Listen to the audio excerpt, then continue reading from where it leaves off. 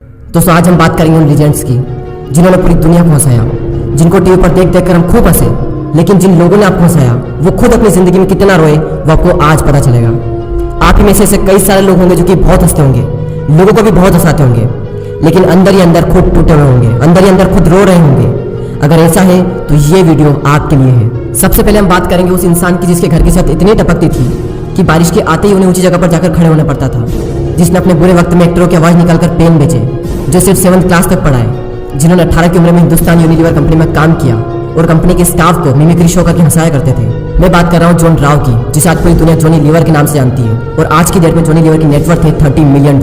Johnny liver कहते हैं कि तू बस मेहनत कर, क्योंकि जब परमेश्वर की रोशनी आती है तो हमारे अंदर एक ताकत आ जाती है। और ये तो कुछ नहीं, इसके आगे जो कहानी मैं आपको सुनाने जा रहा हूँ उसे सुनकर आपके रोंगटे खड़े हो जाएंगे। यह कहानी है उस इंसान की जो मरने के बाद भी लोगों के दिलों में राज करता है। इस इंसान ने पूरी दुनिया को हंसाया, लेकिन इनका शुरुआती जीवन बहुत ही संघर्षमय रहा।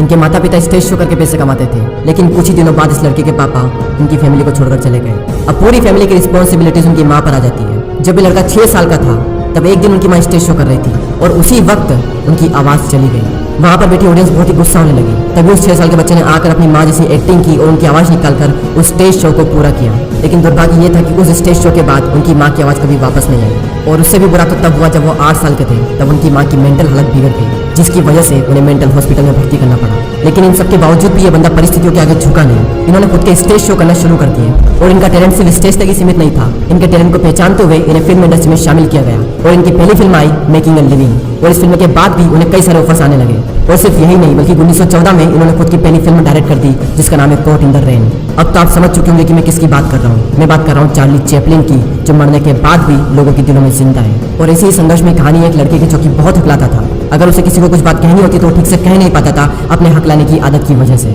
और इसी आदत की वजह से उनका कई बार मजाक भी बना। अगर उनकी जगह हम होते तो यूट्यूब पर सर्च करते कि अगर कोई मजाक बनाए तब क्या करें, लेकिन इनका पूरा फोकस अपनी कमजोरी पर ना होकर अपनी ताकत पर था। जो कॉमेडी के लिए बहुत ज़्यादा पैशनेट थे, लेकिन हकलाते बहुत थे, तो इन्होंने अपनी फिजिकली हरकतों से लोगों को हंसाना शुरू कर दिया। और इनके पैशन को देखकर इन्हें फिल्म इंडस्ट्री में काम करने का मौका मिला। और 1977 में इनकी पहली फिल्म आई जिसका नाम था बीन, और इसके बाद लोग इन्हें जानते हैं मिस्टर बीन के नाम से। यानी कि जो बंदा ठीक से बोल नहीं सकता था उसने कॉमेडी की दुनिया पर राज किया। और मिस्टर बीन ने सिर्फ 14 एपिसोड और 2 मूवीज किए, और ये एपिसोड और मूवी दुनिया के 200 से भी ज्यादा शो में खूब पसंद की जाती है। और आज की डेट में मिस्टर बीन की नेटवर्थ है $150 मिलियन। राजपाल यादव की हाइट बहुत कम है, लेकिन उन्होंने अपनी इस कमजोरी को कभी भी अपनी कामयाबी के बीच में नहीं आने दिया। हाइट में भले ही वो छोटे हैं, लेकिन एक्टिंग और कॉमेडी के मामले में वो लंबे लंबे एक्टरों से कई गुना अच्छे हैं। कादर खान जब स्कूल में थे तो उनके माता पिता का डिवोर्स हो गया था। कपिल शर्मा के पिताजी भी उन्हें बचपन में छोड़कर चले गए थे, लेकिन इन सबके बावजूद भी इनमें से एक भी रुका नहीं, क्योंकि सिर्फ छोटे पंछी ही बारिश के आने पर छुप जाते हैं। बांस तो तूफानों को चीर कर आसमान की ऊंचाइयों पर उड़ता है। गुलाब के पौधे में पहले कांटे आते हैं, उसके बाद फूल आते हैं। जिंदगी में भी पहले कांटे आते हैं, उसके बाद फूल आते हैं, और जो कांटे आते हैं वो बहुत चुभते हैं। अरे लोहे की तब तक वैल्यू नहीं बढ़ती जब तक कि वो तपता नहीं, तो तुम्हारी कैसे बढ़ सकती है? तुम्हारी वैल्यू भी उस लोहे की तरह तब तक नहीं बढ़ेगी जब तक कि तुम तपोगे नहीं। तो जब भी तुम अपनी हालातों को दोष देने लगो और ऐसा लगे कि जिंदगी बहुत ही टफ है, तब Johnny Lever, Charlie Chaplin, mister Bean, Kader Khan, Rajpal Yadav, Kapil Sharma, इनकी स्टोरी को याद कर लेना। जब लगे कि मेरी हाइट कम है तो राजपाल यादव का चेहरा आपके सामने आना चाहिए। जब लगे कि मेरा रंग सांवला है तो जॉनी लीवर का चेहरा आपके सामने आना चाहिए। जब लगे कि मैं हकलाता हूँ, मेरी आवाज ठीक नहीं है, तब मिस्टर बीन का चेहरा आपके सामने आना चाहिए। अरे तुम क्या अपने हालातों को दोष देते हो? इस दुनिया में कैसे कैसे लोग हुए जो कि कहाँ से कहाँ पहुंच गए। उनकी लाइफ की सिचुएशन इतनी खराब थी, उसके बावजूद भी वो उस लेवल पर पहुंचे जिसकी दुनिया सोच नहीं सकती। और लोग छोटी छोटी चीज़ों के लिए रोते रहते हैं। तो छोटी छोटी चीज़ों के लिए रोना बंद करो और कुछ ऐसा करो कि तुम दुनिया के लिए एक एग्जाम्पल बन जाओ।